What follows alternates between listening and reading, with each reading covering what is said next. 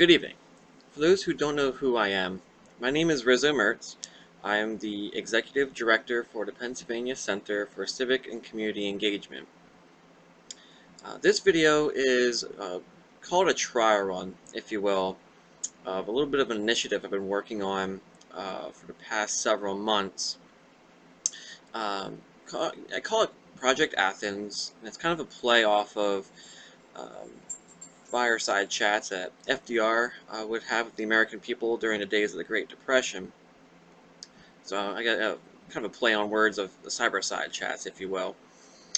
But the purpose of these videos is to be driven by the young generation, millennials, if you will, and to give a in-depth, personal, intimate view of what we go through as a generation and the current day and age that we live in the United States.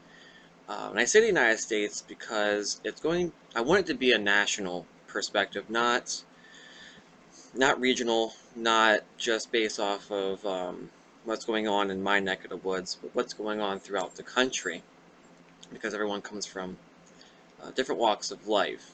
Everyone has a different perspective, if you will. But a lot of the issues that affect us are very similar. They go.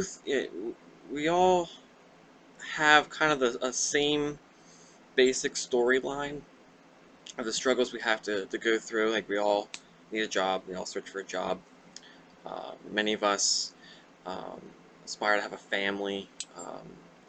But we all want the American dream. We all want a piece of the American dream for us. It's just what makes us inherently American, if you will, is what makes America inherently America, as the pursuit of opportunity to better our lot in life, and to basically live our lives in relative comfort and security, in a sense. So what these videos, beyond just being user driven by millennials, is those who have a passion for a particular issue, uh, be it labor, be it economic security, social issues such as, say, marriage equality, um, the right to contraceptive coverage, abortions, what have you. Even though that's a dirty word in certain corners of the country. Our perspectives on religion in general, society in general. Um, as you can see, I have a few cats. They tend to make this a little difficult, but the show shall go on. Anywho, the other reason why I'm doing this video right here in my bedroom that I share with my partner Michael for years is, I did say it's going to be a personal, intimate perspective of everyone, of the submitters' video, their life. Doesn't get much more intimate than this. So that is the basic premise of what Project Athens is all about. I have a number of individuals that I'm collaborating with who will be submitting their own videos, if you will. They come from many varying walks of life. Former candidates, political candidates, those who, activists, um, family providers, those who live with their parents for whatever the circumstance may be, those who have struck it off on their own, living in a more independent life. Because every story is different. We all have different experiences, obviously. It goes without saying. But one of the main reasons why I want to do these videos is to paint the picture that despite our differences, we all share a common destiny. You know, we all hear that every now and then on the news, or when say the president is speaking, or another politician. We all share a common destiny. We also share a common identity. We're all American. Now, what does it mean to be an American, besides just being a citizen on paper, protected by the Constitution and the laws derived from which we're part of a heritage spanning over 230 years. We're part of an experiment, democratic experiment. Our founding fathers even call it that, the Great Democratic Experiment. We were one of the first of its kind, our system of government. It took us many different aspects from different political theories to empower the people, to do away with the excesses and abuses of the system that we lived under previously under the British monarchy. And so our experiment's been going on ever since 1776. And during the course of our history, we've had many bumps along the way. We've also had many achievements, great achievements. We didn't become the greatest nation in the world for a time without great achievement, without purpose, unity.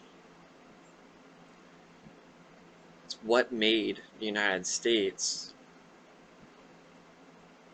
the most powerful country in the world. Whether or not it's the greatest country in the world it's subjective. It's a matter of opinion. Many Americans would say we are the greatest country in the world. I don't know if any of you are familiar with the opening scene of The Newsroom. Try that. What Jeff Daniels' character has to say could shed a little bit of perspective on that. But going back to our purpose, our common destiny, in light of our current circumstances, not only around the world, within our own borders, we have a lot of profound problems that we seem to be facing as a country, as a people. We have this immigration crisis taking place in the Southwest, but we have this political polarization going on.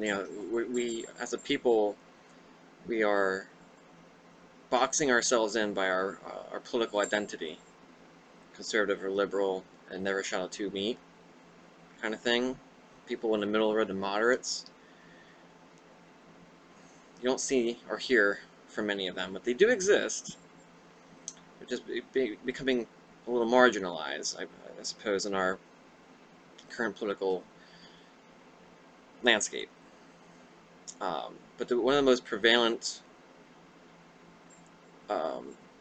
symptoms that we see of our division is that it bleeds into our complete inability to empathize with one another, to place ourselves in the shoes of another, to understand the other individual that we may be engaging, and seeing it from their point of view, from their perspective.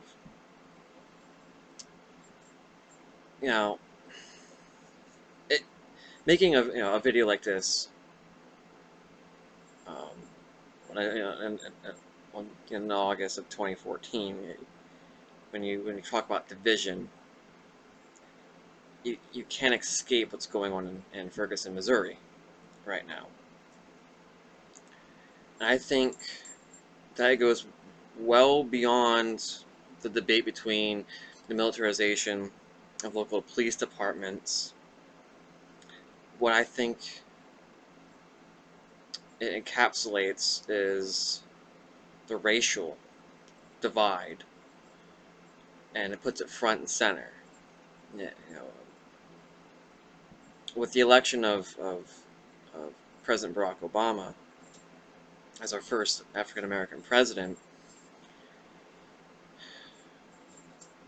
it seems that in many, arguably that the country has seen an uptick in racial tension and racial, a lot of vitriol, um, a lot of malice, distrust, a lot of racism throughout our country. And it's not just white and black. It's white, brown, it's Christian and Muslim. It's absurd, and put it frankly. We are all American. The very fact that we would attack one another and put each other down by the color of our skin, what faith we follow, our economic circumstance.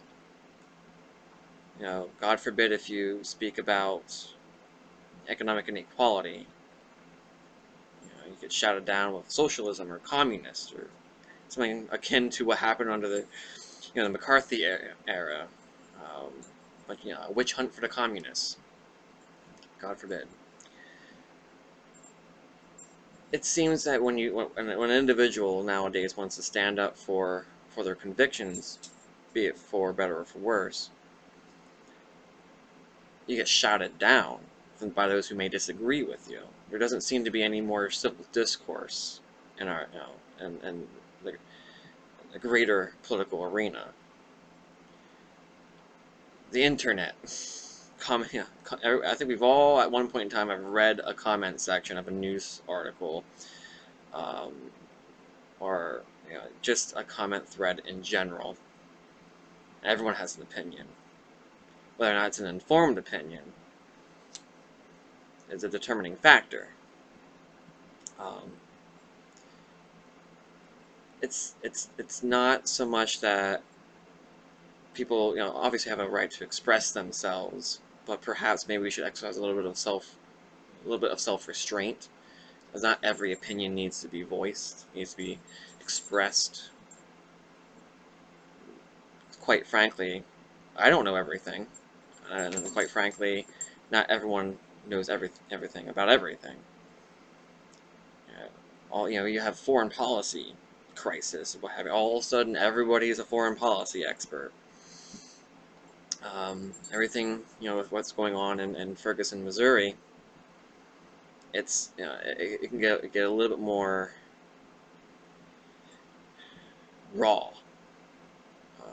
It's just plain ignorance, I think, is what's going on. Everyone is not understanding every dynamic at play, and it's kind of jumping the line a little bit. It's quite dangerous, to be frank. You have accusations flying around. It leaves an individual at a loss as to what's going on in our country, and how to kind of explain it away. I shouldn't say explain it away, but explain it reasonably. Because in times like these, emotions and passions obviously are inflamed, and emotion overrides reason. There's no way to get around that. It's biological. It happens. But when we allow ourselves to be consumed by our emotion, a cycle seems to be put into play, and things tend to get much worse. Things escalate much more quickly, and it takes a lot longer for us to find a solution, implement that solution, and move on. If we even so much as try to come up with a solution at all. We've been spinning our tires about trying to rectify our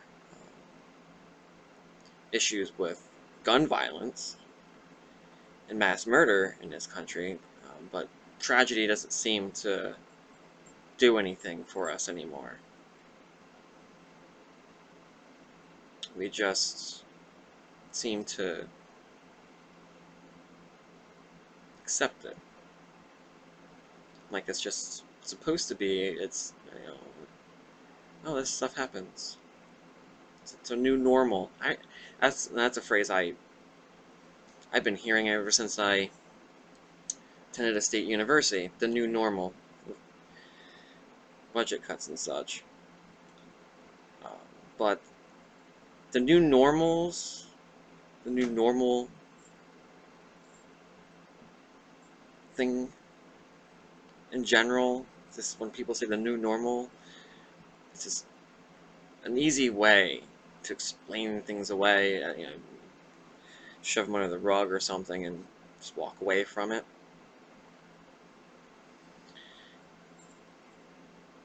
It doesn't have to be the new way of doing things, or the new way in general. Since when have we lost our courage, our will to progress, to move forward as a country? Are we that unable to muster the strength necessary to move our country toward the next step? Or are we forever doomed to take 2 steps forward and 1 step back? Or 1 step forward and 2 steps back? Because I hate to break it to people, when President Obama leaves office, our problems aren't just going to go away. It's, they transcend presidential administrations. The issues we face have been kicked down the road for decades. And now the chickens are coming home to roost. And guess what generation got saddled with them? The millennials, and the generations that will follow us, our children and our children's children. Ever since we had this glorious idea of putting things on a credit card and or making a promise to the American people, and then expecting things to just magically take care of themselves. But now, after what, 50, 60, 70 years of doing that, we've reached a crossroads. So thanks for that, our current leaders and government, and our leaders that were before them, because you all didn't have the fortitude, the courage to tackle the issue, to play it safe as a politician because you were afraid of not getting elected. Individuals like myself are now tens of thousands of dollars in debt for student loans, if we even went to school to begin with. And those who do have a college degree most likely don't have a job that their degree is in. They're extremely underemployed, or they're unemployed, and they're living with their parents, or whatever the case may be. But the American dream remains elusive, largely to the millennial generation. And I'm so tired of hearing individuals from the right saying that, oh, just work harder. You didn't work hard enough. Work harder. Work yourself out of poverty. Don't you think would have done that by now if that was just the easiest way of, the easiest solution? Like, don't you think a lot of us would have done that? Gee, we didn't think of that. Simply working harder doesn't get you anywhere anymore. And playing by the rules, more times than not, doesn't get you anywhere either. It's the ones who break the rules, bend the rules, or don't even, acknowledge that the rules even exist. They're the ones who get ahead in life. They're the ones that actually get bailed out by their government. Funny how that works. Funny how, the people with money also are the people with power. So individuals like myself, who are just the average American citizen, no access to our elected representatives because I don't have money, don't work for a multinational corporation. We don't tend to matter as much as those who have access to politicians via high-powered lobbyists. This transformation of our democracy to an oligarchy or a plutocracy, a government for the few or a government for the wealthy. And then you have the poor getting poorer. And with this increase in poverty, obviously you're going to see an increase in crime, an increase in social unrest. This is not a new story. We've watched this movie before. Does no one know how this ends? It doesn't end very well for countries that ignore the issue of social inequality, poverty, social unrest. They're all intertwined, and they all end very badly if a country ignores them. Look what happened in the 1920s and 1930s, I should say. And we're doing the same exact things today that they were doing in the Roaring '20s that led to the Great Depression. What we did led up to the 2008 financial crisis when we decided to go right back into that same manner of thinking. Those who do not know history are doomed to repeat it. People need to open up a history book instead of watching Kim Kardashian and reading her book on selfies.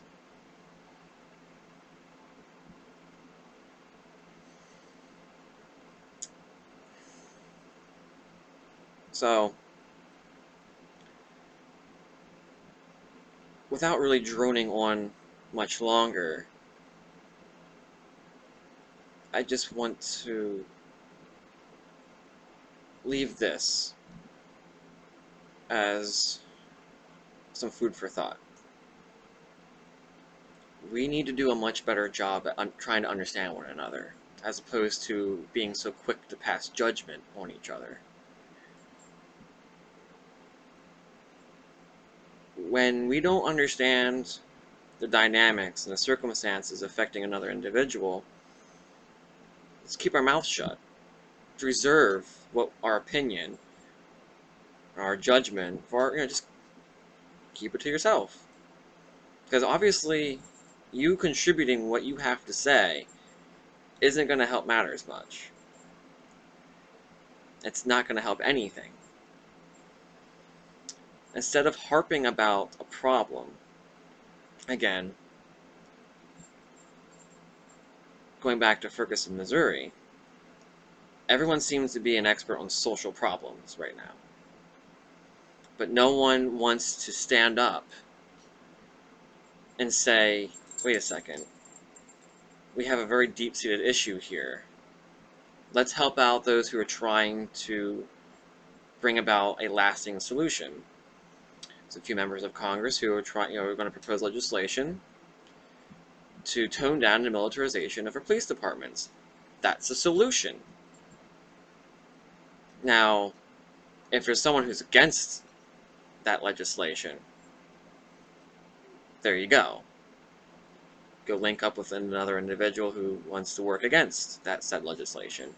But instead of going on to a comment board on the internet and just saying whatever comes to mind, like it's word vomit, just pause for a second and try to understand the circumstances around another individual and whatever their circumstance might be, like this type of tragedy. This 18-year-old black man who was shot on the streets by a police officer.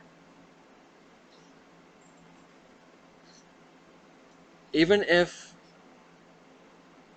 Michael Brown stole some cigars, does a petty crime, does he deserve to be, have himself executed on the streets by a cop over cigars? The cigars don't matter. What matters is the police overstepping themselves and abusing their power. And it's very easy for them to abuse their power when they have military equipment and military weapons that they get for free from the Defense Department. We are so quick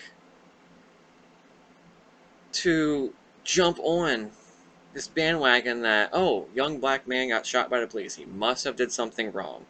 But yet when a young white man in the same circumstance, you probably wouldn't see this amount of tension, media coverage, and things of that nature because we treat each other differently in this country. We are not post-racial. We have not moved beyond looking at each other beyond our skin color. We judge each other if we know, oh, he's a Muslim. Can't trust him. He's a terrorist. Or he knows a terrorist. Oh, you're a Christian.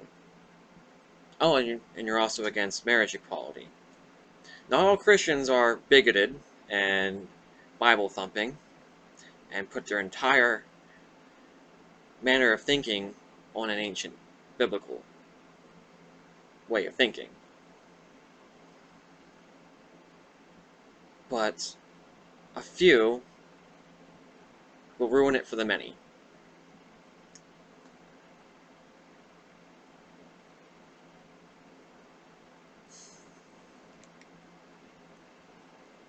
So we have that.